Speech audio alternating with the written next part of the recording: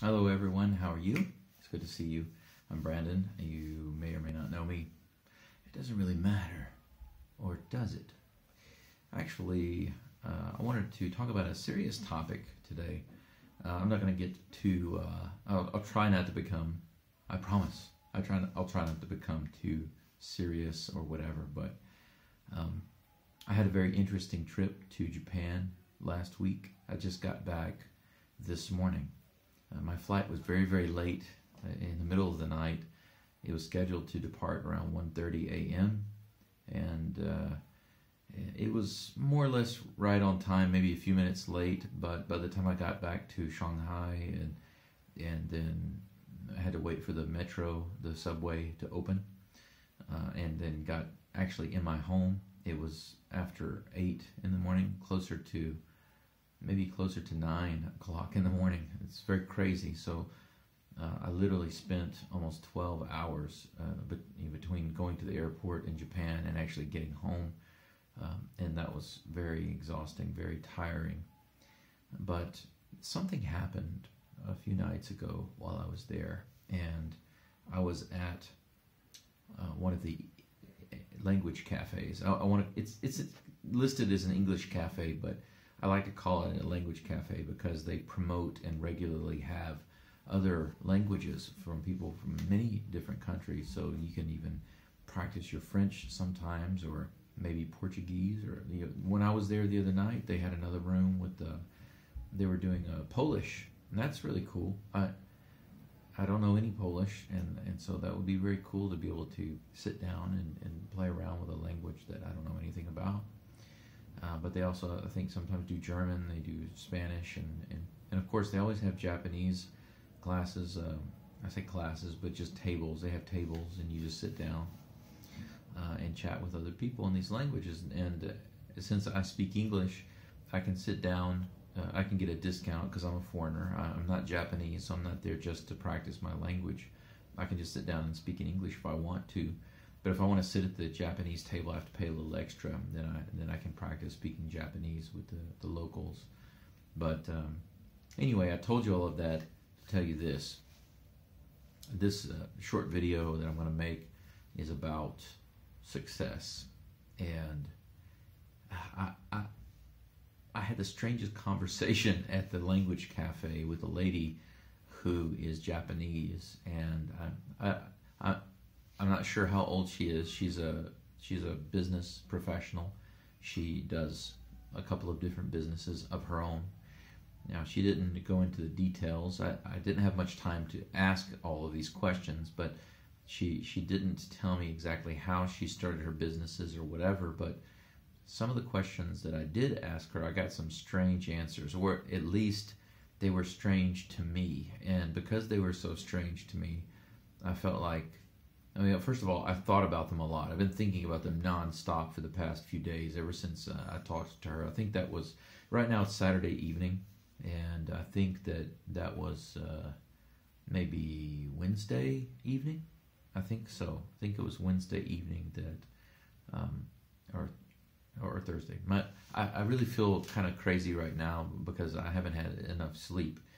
So just bear with me here. But I just really felt like I wanted to get this off my chest because I think it's very important. And I hope whoever watches this video, you'll see some value in it. But anyway, as this video is already at 4 minutes, I'm going to try to get straight to the point. But after she shared with me a little bit about what she does, and she talked to me about some of her family, what some of her family does, and some of the friends, the foreign friends that she has, she was just showing me some pictures on her phone, and she was showing me a little bit of this and a little bit of that. And when I was looking at the pictures, and she mentioned the car that she had just bought for herself, and she wanted to show it to me, and when I looked at these things, I realized she's much more successful than the average person, from what I can tell. Not necessarily a super rich person, but definitely somebody who understands business and how to build a successful business and how to make money and good money and be able to buy nice things and be able to travel and do practically anything they want to do. So of course, a question came to my mind because I realized I haven't met a person like this in a long time, like actual face to face. I haven't met somebody who's very successful in their business and what they do, and it clearly shows in their personality and in their even in their possessions. I know some people think that your possessions don't define you, but I think that it's a little different. You know, if you see somebody walking around wearing, you know, I've got Air Jordan shoes on right now, but somebody wearing very, very expensive shoes, expensive pants, and expensive shirts and things like that. Like, this shirt's not expensive. This T-shirt cost me about $10. I got it when I was in Tokyo. You see, Tokyo.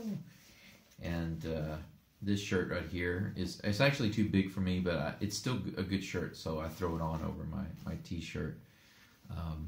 I got this when I was in Australia. I like to, you know, pick up some unique things. So my shoes are really the only thing that are really expensive. I did get some new pants while I was away, but I generally hate spending too much money on myself when it comes to possessions. But if I were as wealthy as I would like to be, I would definitely buy a Lamborghini for myself, because that's my childhood dream car.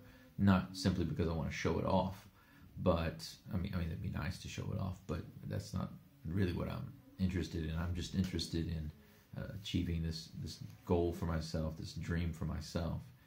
But the way people buy and why they buy certain possessions and the way they take care of them, the way they talk about them, if you look at that, you can see that sometimes somebody's just very different than other people, and they're not getting these things to impress anyone.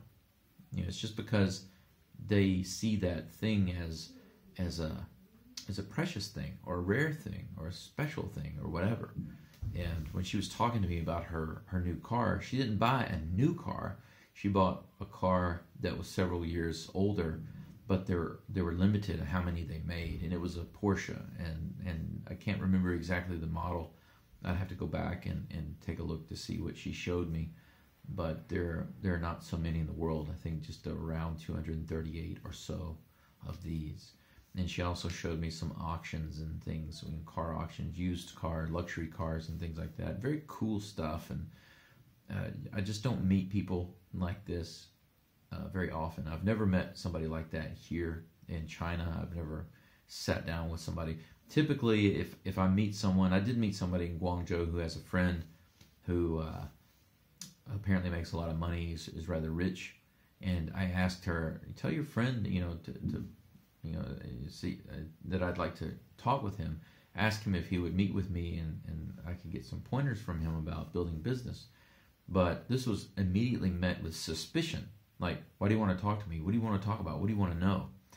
And that's one of the things about being here in China. There are a lot of people here that are making a lot of money in ways that are not considered on the up and up. And so, if that bothers you, wherever you're from, I'm sorry, but that's just the fact of the matter. A lot of people in China are doing some things, and I'm not saying that they don't do these things in other countries, because I also know that some people do this. Too many people do this in other countries, even in the U.S. or even in Japan. There's some people who do these things, but society as a whole frowns upon that. And in Japan, you get shamed. Everybody will point their fingers at you and talk about how bad you are, because you if you did such a thing, right, to scam people to make money. And even in America, you would get prosecuted, and in general, you'll get in a lot of trouble, and everybody will look at you as a bad guy. But it seems like in China, most people just kind of, even though many of my friends and the people I know, they will say, oh, it's bad. I also know a lot of people who are like, no, I don't think it's bad. I mean, if you can get away with it, and the government doesn't know, or it's not hurting anybody, or whatever, do it. Because to make profit is the most important thing. So this attitude that morality has a place in business is kind of strange to them sometimes. But in this situation, I said all that to say this. Since I've been living in Asia over the past 5.5 years or so, I haven't actually met somebody face to face. I've met people like this on the internet and watched some of the videos, but I've never actually met somebody face to face with a really much higher mindset when it comes to success than the average person. And this lady really does. And I'm looking forward to chatting with her more. Hopefully I can pick her brain a little bit and figure out why she thinks the way she does. And that's what I wanted to tell you. And let's get into this right quick. I want to tell you what I asked her, and I'm going to tell her basically what she said. Now, her English wasn't perfect. It was understandable, but I would say she's kind of a intermediate level speaker. So when she was explaining to me her answer, it was a little difficult for her, because I think that what she was trying to tell me was difficult to express, even in Japanese. But when she was trying to tell me in English, I could tell that she was having a hard time expressing it. But to the best of my memory, I will tell you what she said. Now, my question was actually, I think, a pretty clear, easy question, and I thought for sure she could answer it. It's a question that I would think anyone could answer, especially a person who's obviously successful in business. But she immediately felt like it was a strange question without the need for an answer. And here was the question. The question that I asked her was, imagine that I was writing a book about success, and I told her it's clear that you're a successful businesswoman, and let's say I was writing a book, right, about success, and I was interviewing many people. I was talking to many different business leaders and businessmen and businesswomen and CEOs, people who are very successful in business. And I just wanted to get one piece of advice from each of them. And the advice that I want is, what advice would you give someone who wants to be successful and is having a hard time becoming successful? And so I asked her, what's your advice? If I were going to ask you that question, what answer would you give me? One good piece of advice, how to become successful, right, in business. And immediately she acted like, well, this question, there's no answer for that question. You just do that. If you want to do that, you just do that. If you want to have a business, you just do the business. And I was a little confused by this, because I thought success is not that simple, right? You can't just be like Nike and say just do it. I want to be a successful millionaire with a multi-million-dollar business and 3 Lamborghinis. Well, just do it. Nike, just do it. Where are the details, right? Where's the meat of that advice? If I were in China, I'd say "听不懂." It just means I don't understand.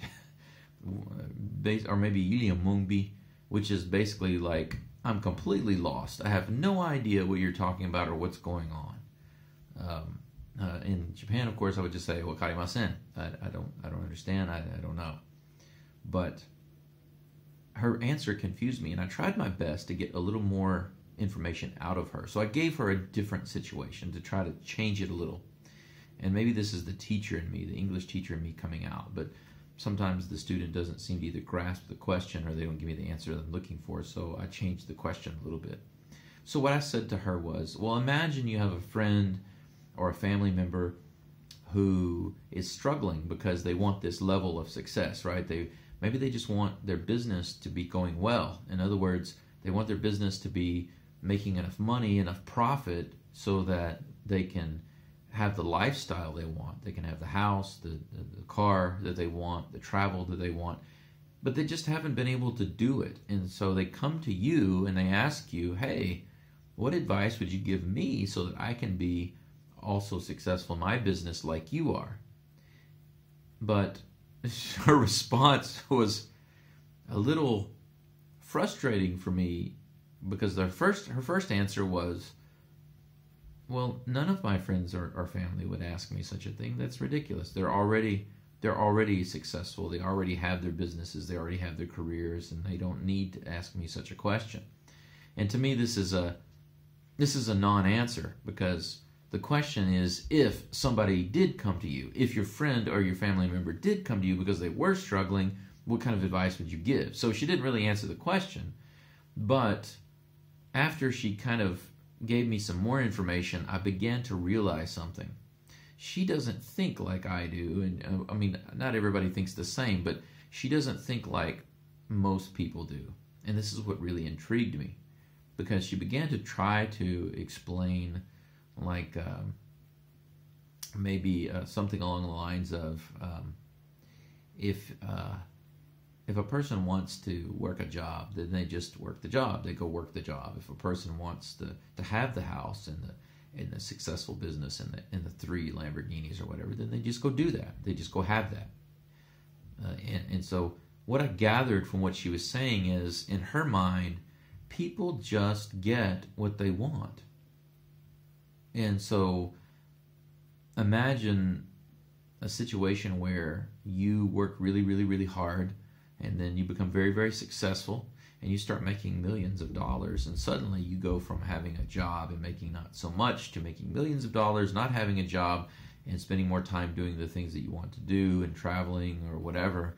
And maybe one day you go into a cheap restaurant, you know, or just, it doesn't have to be a cheap restaurant, but you go into a restaurant, it's just kind of a common restaurant, and there's a waitress in there, and you see the waitress working very, very, very hard, and you feel sorry for her, and this is the way I feel sometimes. I'm not a literally wealthy guy yet, but sometimes I feel sorry for these people in these positions. You know, when I go to Japan, everything's basically pretty high quality. The people are very, very nice. You get great service. Everything's really, really clean. They go the extra mile to make everything just right.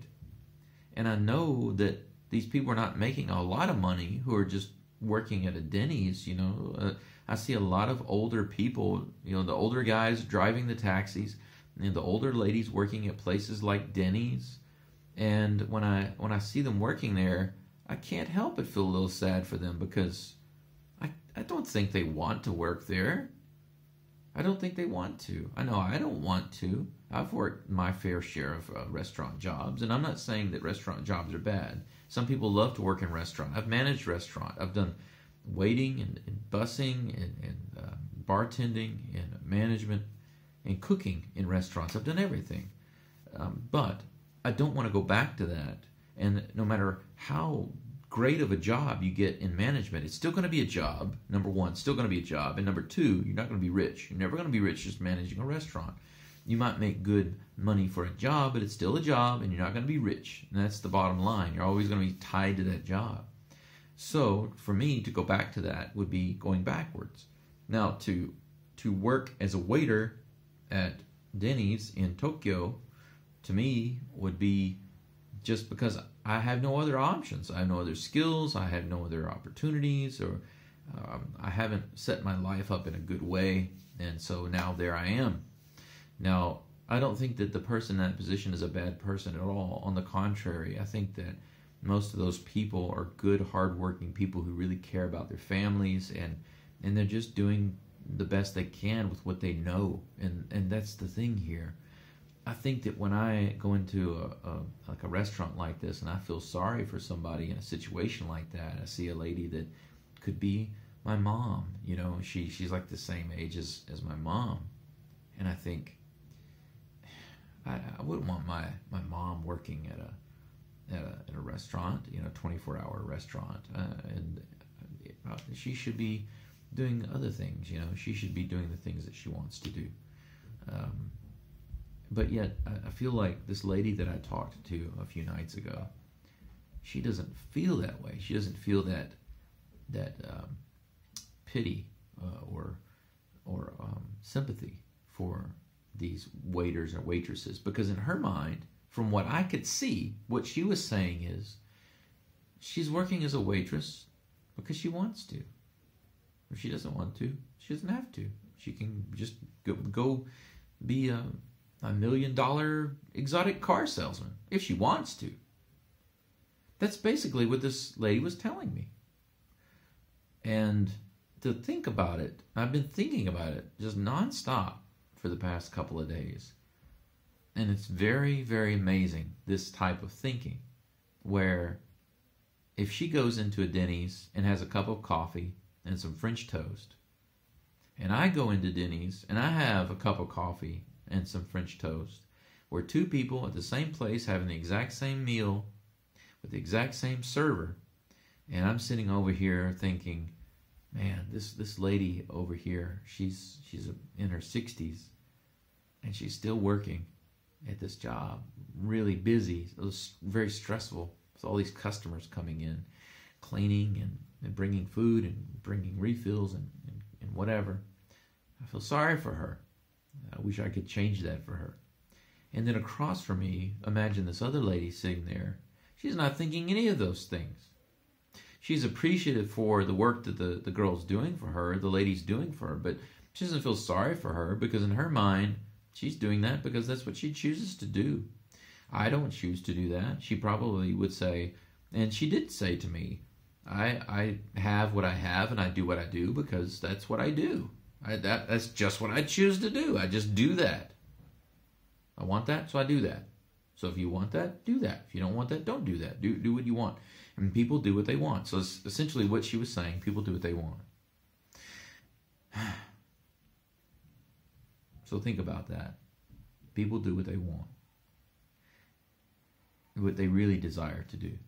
What the truth is what she was saying. The truth is that people are where they are because that's where their true desire is. Now, you might think this is ridiculous because who wants to be poor, right? Who wants to be at a crappy job making almost no money, working overtime all the time? Who wants the management job like I had when I was working at that buffet? That one was when I was at Ryan's and I was working an ungodly amount of hours on a flexible salary pay, but that offered me no extra money for overtime. It was terrible. And I was averaging at one point around 75 hours a week. Isn't that just ridiculous? Yes, it was ridiculous. And I was tired, man. I just wanted to jump in the river. I was so tired. And I wasn't getting any support from my wife or anybody. I would try to tell them, I tried so many times to tell them I'm tired. I just want to rest. I'm so tired.